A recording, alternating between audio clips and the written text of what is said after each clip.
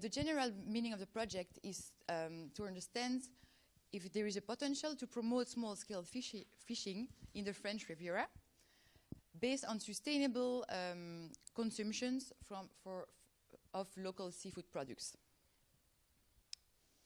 So first of all, I will explain you a little bit about the context that is important to know before to continue with the presentation. So first of all, what are small-scale fishery? Well, small-scale fishery, usually they are characterized by the not using of the tauger, and they're usually using boats smaller than 12 meters. Also, they have great characteristics.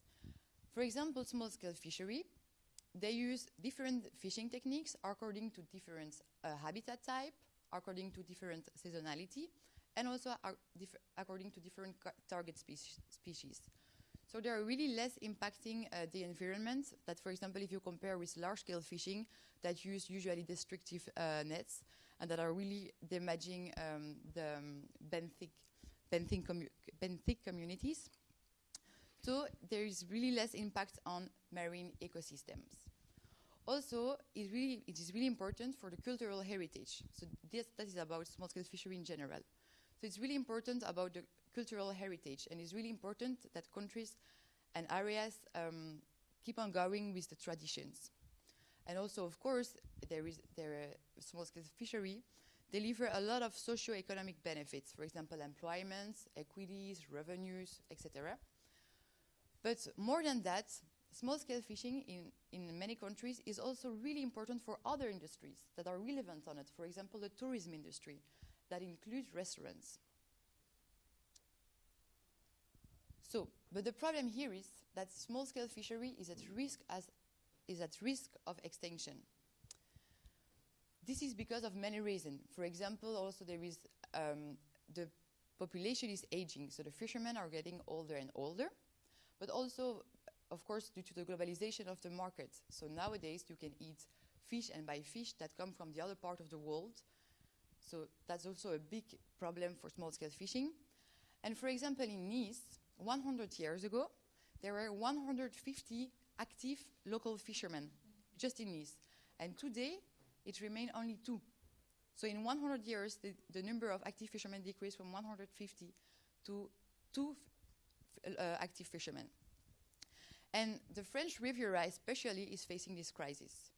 But however, the French Riviera have a great potential to overcome this crisis, because it is a really well-known area where they welcome a lot of tourists during the summertime. It is a really prosperous area, and there is a flourishing restaurant industry. So here we realized that there were no data that exist on this topic in this area. So it was crucial for us to first acquire just basic data to understand the supply chain, for example, of the market. So one of the main goals was to acquire basic data on how it is working. So for example, to whom restaurateurs buy their seafood product, but also to who fishermen are selling their catches, because we really had no data. And then also we had to know if there is a potential to promote small-scale fishery through restaurants. So for example, we had also to understand if restaurateurs were interested in these markets and to see the potential to work with local fishermen. So how did we do to answer these questions? Well, first of all, the study area, we studied these questions in Nice and Villefranche-sur-Mer. So so why in this area? Because it's part of the French Riviera, first of all, because it's really famous, and also because Nice, for example, welcomes 5 million of tourists each year. So it has really a huge potential, and of course the tourists, when they come on holidays, they go to restaurants, and usually when you go to the French Riviera, you want to eat some some great fish, etc. So also Villefranche is maybe a bit less famous, but it's still really famous for example, his typical old fishing village. So that's why we start here, the research. So now how did we do to collect the data? Where we create two questionnaires. So one was addressed to fishermen, and the other one was addressed to restaurateurs. So it lasts for about 1 hour per questionnaires. We asked 54 restaurants to answer our survey. However, only 32 were accepted to reply to us. And the research was conducted from the middle of May until end of July. And so this gives us preliminary quantitative data so far. So here are the results. So here, for example, the first pie chart demonstrates that, for example, fishermen, they're selling their catch at 52% to restaurants. They are selling their catch at 23% to wholesalers and 22% to fishmonger, and only 3% to at the wharf. The wharf is directly when they come back from the fishing trips. It's directly at the port or the harbor, if you want. So this graph, the other graph, shows us from where consumers are buying seafood products. And here you can see that at 67%, they are buying from wholesalers. And only they buy seafood products from local fishermen at a rate of 20%. However, this is still more than the market and the fishmonger. Okay, now this graph, here the first graph, the pie chart, shows that 64% of the respondents, so of the 32 respondents, they never participate to a training concerning a small-scale fishery, the market. So they don't have any idea if they still exist, what are the potential to work with. They really don't know. And we also asked a question that's represented in the second graph about if they would be willing to participate to a training and be physically present to see the potential to work with local fishermen. And here, 44% replies no, but this minded because they already are working with local fishermen, so they already know them. So of course, they don't need to be physically present on training, or either they don't have time, or either they do not believe in small-scale fishing. So they think they don't exist and they are really close-minded and they don't want to hear about it. Or either they are not interested because the restaurants are too big.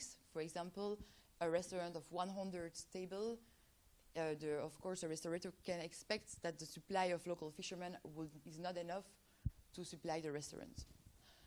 And here we can see that 40% accepted and want to participate and to learn on this topic, and want to learn on this topic, and want to be physically present on the training. So that is really quite good. And also 60% wants to learn about it. However, due to a lack of time, they prefer to receive information via email and via a brochure. Okay, so now this graph. We asked the question in the questionnaires if Imagine a label would be created, if they would be willing to pay more to obtain a label that would differentiate them from their competitors, and that it would be a label where to prove that they're working with local consumers. So first of all, 10 respondents didn't want to answer the questions, so we don't know why. So it's just on 22 respondents. And here we can see that 12% they're not willing to pay more to obtain such a label. Here, for example, we can see that for respondents, they would like to pay 15% more to obtain such a label. And for example, here we can see that 2 respondents would like to pay 35% more to buy seafood products and to obtain a label to prove that they are working with local fishermen. So it's really a little number, but it's still good because the total is 10 respondents are willing to pay more. So now the discussion. So if you compare the first graph that we saw, so for example, we saw that the fishermen, they sell most of their catch, more than 50%, to the restaurants. However, the restaurant, they buy only at a rate of 20% to local fishermen. So this suggests that the supply of local fishermen is not enough to supply at least the half of the restaurant in Nice. While before the year 2000, the catches from small-scale fishery, they satisfied the half of the restaurant in Nice and Villefranche-sur-Mer. So here, this is really coherent with the general trend of a decreasing in a small-scale fishery, almost every year in the Mediterranean Sea, but especially in the north part. And it has to be reminded that it's really small-scale fishery. It's really important that it does not extinct because it has potential for local economies, it has socio-economic benefits, and it's really less impacting the environment. And here now for the consumer demands, we can see that because already 32 out of 54 person response to our survey, these already show a kind of interest into it. So we can argue that 60% are interested in this topic, and from the respondents, 56% want to learn more about it. So they're interested. So this is quite positive.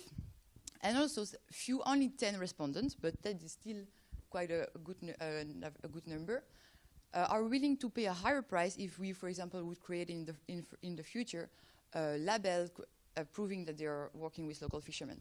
And according to a research to the Seafood Choice Alliance 2007, the consumers, so that they go to restaurants, are more likely to buy seafood on menus to restaurants if there are labels. So I understand personally why they would be willing to pay more for such a label. However, here are the limitations. So we are not sure that the restaurants replies in a truly way. Because, for example, we interviewed one restaurant, and just the day before, there were activists that were blaming on them that they were murderers because they were selling fish. So a lot of restaurants were a bit like suspicious about our survey. They didn't really understand why we did it. So this might have biased our results. And also, so far, we interviewed 3 fishermen. So the results are not really accurate because only 2 are remained in Nice. There is no more active fishermen in Nice, and 1 was available in Villefranche. So that's why it is really important to obtain more accurate data, to continue this research, first of all in the department 06, and later on in the French Riviera. So for the recommendation, it's really important to obtain more data on a larger scale, and especially for the fishermen, because, for example, in Cannes, there are 30 fishermen still that remain. So we will have more accurate data. So now here is the conclusion. So we saw that the main findings, so we find that only 20% of restaurants buy foods from local fishery. It's a little, but still it's a percentage. Also, we find that it's really interesting that more than 50% of consumers are interested to learn more about this topic, because usually they don't know what is the potential to work with them. So that is really good. And also we saw that few restaurants would be willing to pay if, for example, a label was created in order to be differentiated from the competitors. So we also talk about the importance of local fishermen, so for the environment, for local economy, and for the cultural heritage. And so, from this result, so far, we can argue that there is a potential for small-scale fishermen to be valorized through restaurants based on a sustainable and a responsible consumption of local seafood products. However, these were only preliminary quantitative data. But yeah, according to this result, it might be a potential. So now I would like to thank Paolo Guitetti and Simona Busotti because they were my coordinators. So they were my coordinators, and almost all the interviews I did, it was with Simona, so it was really a teamwork. Also Natasha Martini, because thanks to her, the internship couldn't take place because she's taking care of all the administration documents. So they are the member of ECOSYS. And then, of course, Mrs. Téline Casamata and Mr. Denis Genovese, because thanks to them, we could get contact with fishermen, because fishermen are also really suspicious about it. So thanks to them, we could interview the fishermen. And of course, I would like to thank you, the fishermen, for the precious collaboration and their precious information that they give us for further research. So thank you very much for your attention.